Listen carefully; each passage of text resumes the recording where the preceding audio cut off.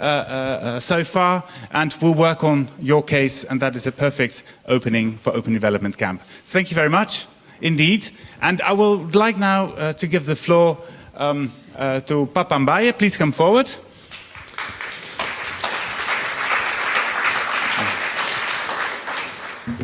Here you are. Welcome. So you are with UNESCO in Paris and originally from Gambia. And you will, here's your microphone, and you may choose to stand here or back there. You might do the shuffle or behind the Cathedral of the Bali. And you are going to talk about the IATI standard, right? Which is International Aid Transparency Initiative, if I'm right. Not just IATI, but I hope to talk about our transparency journey. Okay. Basically. The transparency journey, the road towards openness of UNESCO. Papa Mbaye, please go ahead. Good morning, everyone. I'm a bit disappointed because I thought that we were the special guest of today's event, but that honor went to my friends and colleagues from Ghana. And congratulations, by the way. I think it's a wonderful initiative. My name is Papa, and I am part of the team that's working on the transparency project in UNESCO. I'm very happy to talk to you about our project and to discuss with you what we have learned in the process of opening up. I'm going to take you through a very short presentation, and then hopefully you can have a look at the portal. I hope that it's going to benefit a number of you, because I understand that you're from different sectors. For people who are working in the field of transparency and open data, I think there's something for you. For those who are thinking about opening up, you might have extra elements to consider, but I think that generally it's also a way of seeing how a transparency project unfolds from beginning to end. I understand that the questions would be, I'd be interrupted if there's questions from the live stream. Okay. You might be as they come up, and otherwise it's up to you. Okay, all right. In the audience. So basically the agenda is as follows. I'm going to talk about UNESCO and transparency very, very quickly, and then I'm going to take you through some of the things that we've had to manage during the project, and that's probably the soft side of transparency. And then later on, we'll look at some of the lessons learned and way forward. You're going to see a lot of infographics and images. You know, they're part of World Cultural Heritage. Some of the images you can find in our Twitter and Facebook page, and they belong to all of us. I'd like to start by saying that we have a duty of transparency with regards to our stakeholders. We're supposed to be transparent about what we do, but at the same time, we have certain responsibilities vis-a-vis some of the governments that we work with. So we have the Geneva Convention on Diplomatic Relations. So some of the information that we have, we simply cannot divulge. We've also come to appreciate the significant importance that ICTs can have in development. And we've been using that. We've actually been a pioneer of ICTs in the UN. For example, we've implemented SAP as far back as 2002. And we've implemented a program and budget system in 1998. And that was a pioneer in the UN. And of course, whenever you want to open up, you have to deal with political issues, you have to deal with managerial issues, and also programming issues. And when I say programming, techies don't think it's the programming that you do. It's what we call programming is education, science, culture, and communication, basically. So one of the things that Ban Ki-moon brought as part of his reform agenda is something called Delivering as One. So Delivering as One promotes a one UN, basically. So we have now started working on a common budgeting framework. We've started working now on joint programming, and even in some offices, in some countries, we've started to occupy the same physical space, so that we're able to impact the communities in which we work and be more effective as an organization. We have many stakeholders. We work with civil societies, organizations. We work with the World Bank. We'd like to think ourselves as one of the, the Bretton Woods organizations. So we have a lot of dealings with the World Bank, of course, with the UN, the umbrella. We also have a lot of dealings with the European Union and bilateral donors and private sectors. So all these are, partners with UNESCO, and we need to make sure that this partnership is enhanced through open communication. So the first thing that I'd like to talk to you about is data, the nature of data. It is said that data is very fickle. It cracks, if you torture it. And this is quite important when you work in UNESCO, because you never know how your data is going to be interpreted. When you put information out there, your intended purpose and the purpose of those who are going to use it, you can never predict how they're going to use it. So that's something that you really need to think about when you're putting out data. That's why you try to add some context to it. Say, okay, this is what I'm publishing, this is what I'm not publishing.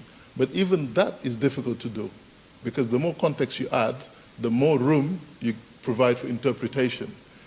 The other thing that you also get is people who are sitting on the fence and saying, you know what, I think that we're already transparent enough, because we're publishing our financial transactions, we're publishing, our reports to the donors, we have a website. What more transparency do you want? And you have those who actually oppose the idea, who would go to the other extreme and tell you that we actually could lose our reputation if we publish something which is not in line with the financial tools. So for example, we have a financial statement, and some people were worried that they're going to use this portal as a budgeting tool to check if what was reported in the financial statement is actually accurate. So you have all these problems when it comes to publishing. And that's why it's very important to try and understand the audience and try to preempt as much as possible how they're going to relate to your data. So one of my colleagues said something very interesting. We have to defrag their brain. What he meant by defrag is to try and sort between what is, true in the concerns that they have about opening up, and what is, maybe just a fear of transparency. And what we've realized is that you can do this through a lot of communication. Communicate, and communicate. In fact, the word that we use now is not communicate, it's obsession. We have to be really obsessed about open data if you want to move forward. Project management skills do help. If you also have a project manager who's very, very politically savvy in an organization, that can get things moving very, very quickly. But it depends on the type of organization, because organizations are very, very different in their level of openness. The other thing that we also had to deal with is change, because change is very difficult. And make no mistake, a transparency project is a change episode, just like any other project, and you have to manage it from a change management perspective. I'm quite happy that we have a change specialist in the group. We adopted some of the 8 steps of Kotter, and we also made very good use of the 3 groups that he identified: the change initiators, the change agents, and the change targets. And we've been able to communicate with these different groups with targeted messages. Objectives. When we started, we had very, very conservative objectives, because we didn't know what we were doing. So what we thought we were going to do is to move towards increased transparency. We thought that we were going to deliver on the information disclosure policy of UNESCO. And we thought that we'll open up about our data and hopefully get stakeholders to be more involved in the work of UNESCO. Very, very, we didn't know what we were doing, so we thought that let's not try to be a bit complex in how we define this. Let's just be very restrictive in our objectives. And I'm not in the picture, by the way. They're much smarter than I am. So basically the methodology has been this. We'll publish to the registry, improve our country profiles on our internet page. We'll also develop templates for the field office websites. We have 60 field offices, and then we'll develop a portal. This is what we wanted to do. We got some funding from DFID, and then we started off with a scoping workshop where we had a very, very large representatives from all the sectors, the corporate services. Everybody was represented. We heard everybody, and then we agreed on a set of business decisions to move the project forward. What we also did was we established a project steering committee and a project management team. Actually, in fact, various project management teams to deal with questions as they arise. And then we did a very good job of analyzing the two IATI standards and comparing it with the transactional systems that we have, the financial management system, the program and budget, and so on and so forth. I'm happy to report that at the moment we've finished the development. It's been launched internally. That's what we call the soft launch. We've completed the implementation schedule that IATI is insisted on. Is there anybody from IATI? Good. Oh, bad. Don't tell anyone. We've finished the implementation schedule. We've identified improvements that we need to make to our systems, because the only way to make this sustainable is if it's actually, if it becomes part and parcel of our processes and procedures. We've also finished the development of the websites for the field offices and improved our country information at the, in our internet page. What we've also done is we've selected a partner who has vouched or is dedicated to supporting the standard. I'm very happy that we've chosen Akvo and Zimmerman, who are represented to do this with us. And we don't have to worry about sustainability of the portal. That's their job, because they're committed to IATI as a standard. And as a UN organization, we have a special interest group, an SAP special interest group, and we've already asked SAP to start giving us IATI compliant data so that we don't have to do all the work that we did with the XML files. So some of the things that we've realized about IATI is that IATI cannot be everything to everyone. IATI is about aid data, and I think now they've started to add some humanitarian dimensions, okay? But how about scientific data? We have a lot of data sets, not just development data. So what do you do with that? So I think you need to mix the standard with other standards that are coming up. We have one called Open Science. You have others called GLAM, which is for galleries, libraries, art and museum. So don't think that IATI is going to do everything for you. The other thing that we've also realized is that publishing to the registry alone is not enough, basically. So what you need to do is you need to combine it with visualization. Otherwise, you're missing certain elements. The other thing that you also need to do is to develop a disclosure policy. Because if you don't have a disclosure policy, you're going to have a problem later on when you start to open up. So, adapting to the standard. We still have some issues with the standard. For example, we do a lot of normative work. We have a lot of non-monetarized networks. We have a lot of global activities, upstream work, policy advice. We cannot find this in the standard. I understand that it's an evolving standard, but we cannot find this, we cannot use this in the standard. We also have problems with the results reporting and everything, because there is no agreed standard about how to report results. I think they're working on that. We've already done a lot with results, and we would like to be able to do that with the code list. The code list also has some shortcomings because it doesn't allow historical data, and we also have a problem with some of our cultural indicators, because we are the guardians of the World Heritage Fund, and we have a lot of World Heritage sites, At the moment, we don't have anything in the standard for those kind of, in IATI for that. The other thing that I would also like to say is that we eventually ended up developing a strategy for opening up, but it's an emergent one. You know, it's not something that was planned ahead of time. And I would advise anybody who wants to open up, regardless of the industry, define your strategy and ask yourself, what are the business outcomes? What is the business purpose of opening up? And I think that now we've narrowed it to about 4.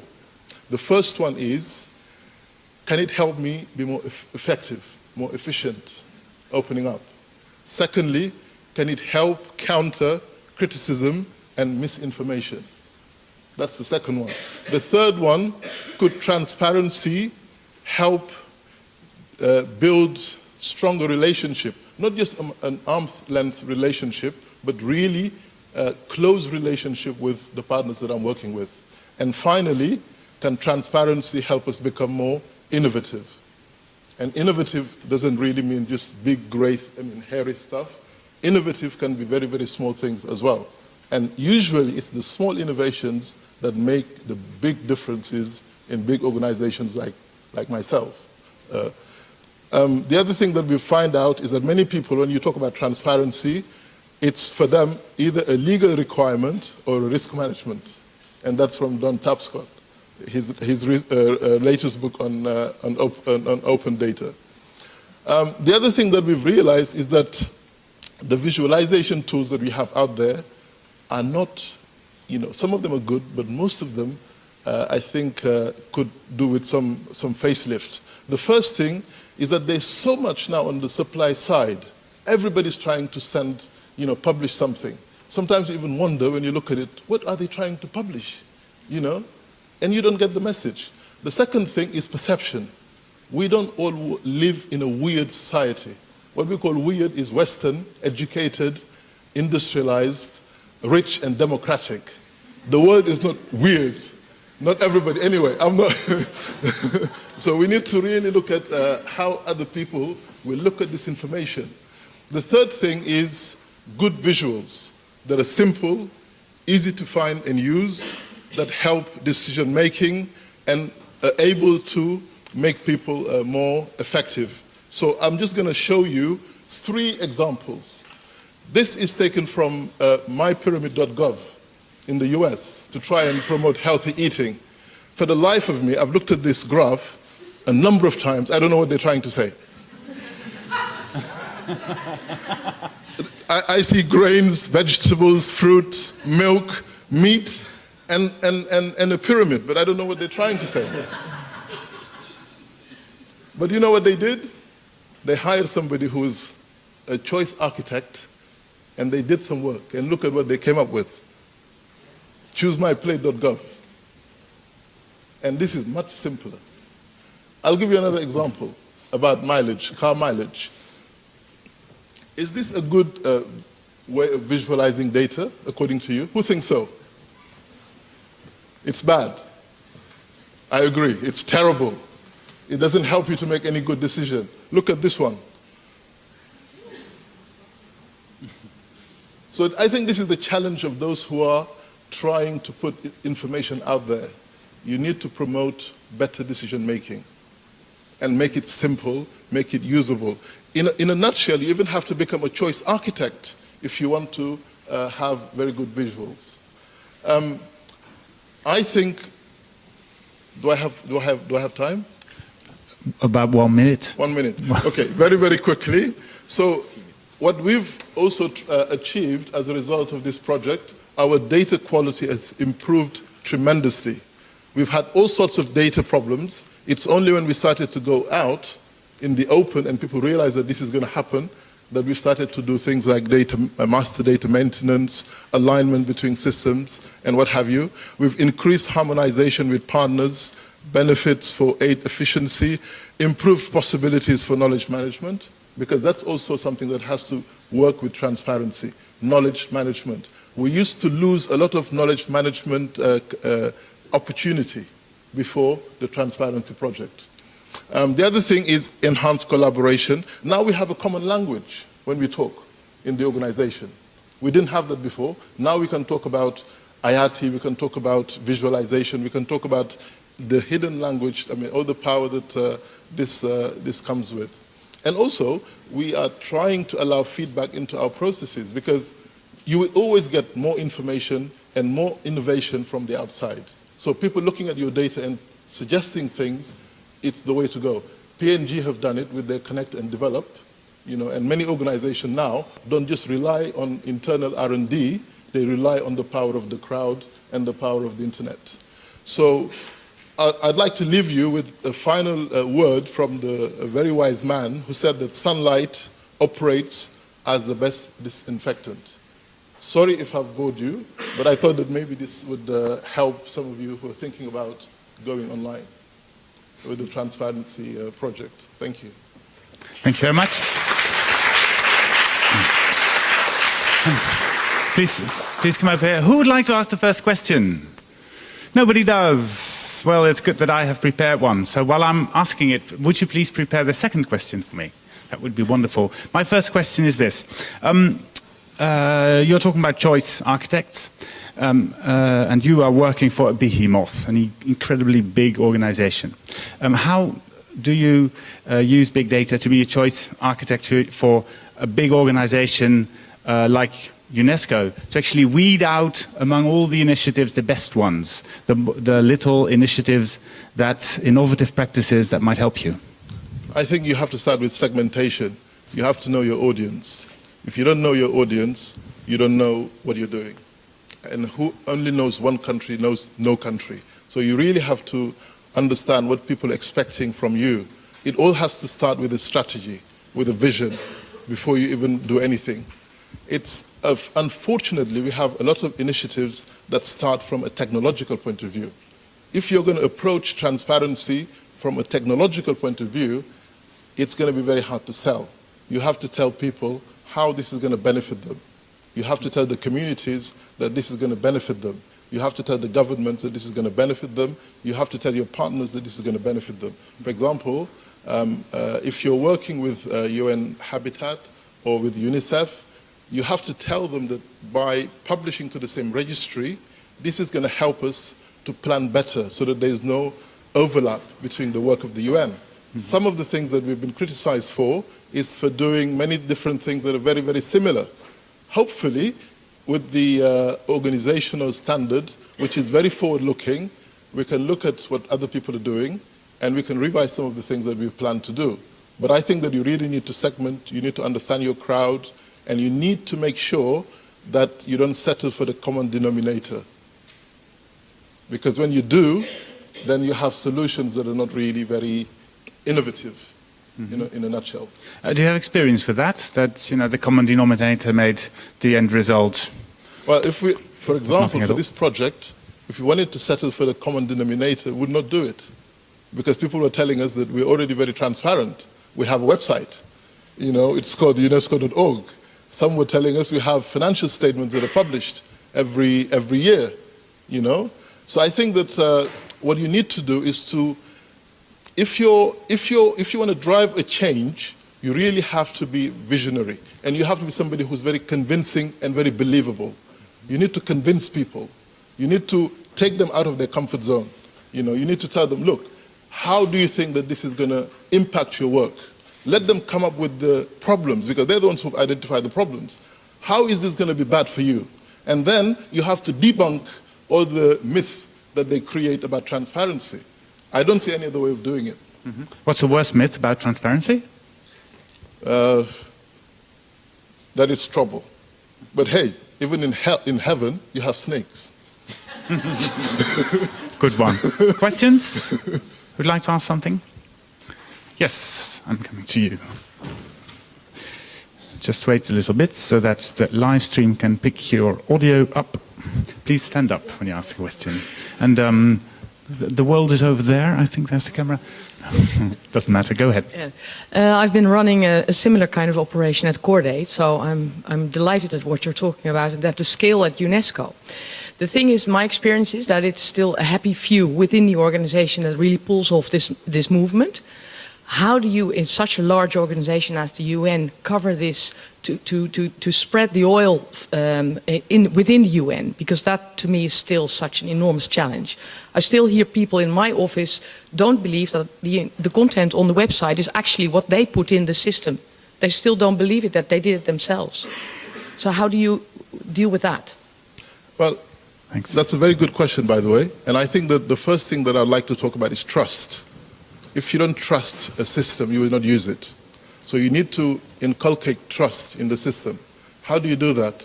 By making sure that whatever information comes out of the system is something that can be trusted. You do that by aligning it.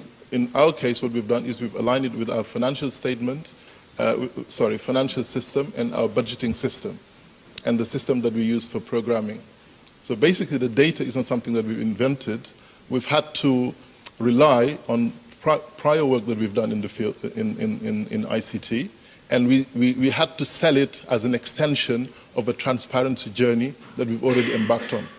If you sell it as a new thing, we're going to do something very, very radical, very different, people are going to be scared of change. So you have to make change a bit more palatable by telling them that we've been on this journey anyway for the for 10 years, and this is just a natural next step.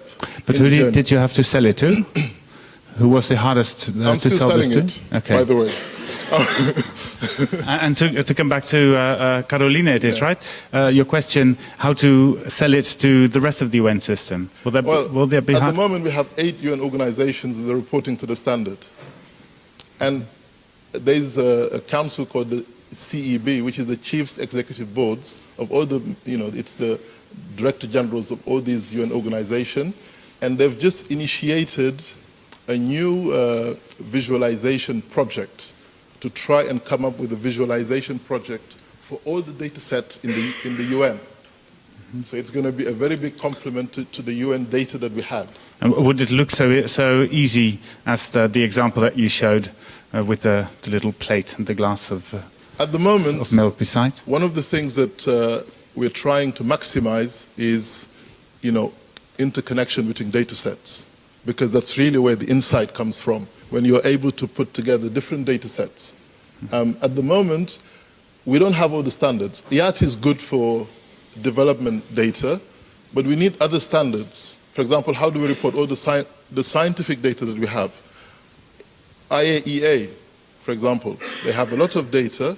Some of it, of course, they cannot show because of for obvious reasons. But how do we bring those organizations on board, in their own terms? Yeah. I'll come to you. Wait a sec. Yes. I'm here. Sorry, UN Global Pulse. They are working on big data. I talked to Robert Kirkpatrick there, and that's actually very interesting to see how the organizational open data connects to the big data they can mine from their honest broker role. Absolutely, yeah. And I think there lies huge potential if we open up on the insights there for everybody in this aid development benefiting from that, and you're ideally positioned to do that. Absolutely. Yeah. I couldn't agree more. Yeah. So okay. Thank you. But we still try to make a difference between big data and open data, because they're not the same. Mm-hmm. Yes. Okay. There was a question here. Yeah. So please stand up. I'm Partha. I have with many hats. Here I'm representing Bytes for Bangladesh. I have a quick question for you. What I understand here is that one of the important issue is the reusability of data. So I just wanted to know what are the formats that you are opening up your data. This is one, and number two is... Did you say format? Yeah. Okay. And the second question is, did you have a chance to track down how the users are using your data? Okay, the format, I think as far as the programming data is concerned, we're using IATI. We're using the format, the 40 fields of IATI, and some of the code lists, the ones that are relevant to us. We have a lot of things that are not relevant to us because IATI actually evolved from the DAC of OECD, which is the Development Assistance Committee. So it's really development oriented, and we're not necessarily using all of that because they're not relevant to us. Please speak into the microphone. Sorry. So, I mean, not everything is relevant to UNESCO. So we're using IATI, but not everything. We're using the ones that are relevant to us, basically. And how are people using it? At the moment, we haven't gone live. We've gone live internally. We're hoping to release the tool towards the end of the month. We're still grappling with some last-minute resistance, fighting the last skirmishes with the enemy, so to speak. But we hope that by the end of the month we'll go live. What we're going to have in the portal is a whistleblower function and a feedback function. So the whistleblower, self-explanatory. The feedback is going to be something that will help us to improve the data or the process through which we actually collect the data. And we hope that maybe you never know what you're going to get when you open up. Mm-hmm. That's the greatest paradox, and at the same time the greatest excitement, because you don't know what's going to happen until it does. And when it does, sometimes it's something that will blow you away. And we're quite literally waiting to be blown away. This is a perfect moment that I will have to thank you, Papa Mbaye, for your contribution. Thank you. And I wish him and the rest of UNESCO lots of good luck in embarking on an open future. Who's already tired? Okay. Then you can have a coffee, but for the rest, I'm afraid that we'll have to cancel the coffee break because we don't have the time. I'm sorry. Well, okay, we'll have a coffee break, but we'll shorten it a little bit to catch up with a slight delay, which is not as much as I expected, so good for you. The next round of the program, which I will not introduce because it's in 4 different rooms and far too complicated, so please look it up by yourselves, but it will start at 12 sharp at 4 different locations. So 12 sharp, I will see some of you here and the rest of you at least at the end of this afternoon. Have a good day and lots of fun at this Open Development Camp 2014. And is there something you would like to say, sir? Just in case you don't know, because it's not on the program, we've got the Internet of Things room over here in the cinema, and we've actually got an interactive session. So if people want to learn how to make your own remote data collectors and kind of stuff like this, we've got a whole bunch of fun stuff in there. And your name is Jonathan? Jonathan, yeah. So it's over in the cinema. I just say it because it's a bit tucked away, and you might not realise where we are. Okay. Okay. Thank you very much. Not so formal. That's good. You might interrupt at any time. Just do as Jonathan, and have very much fun.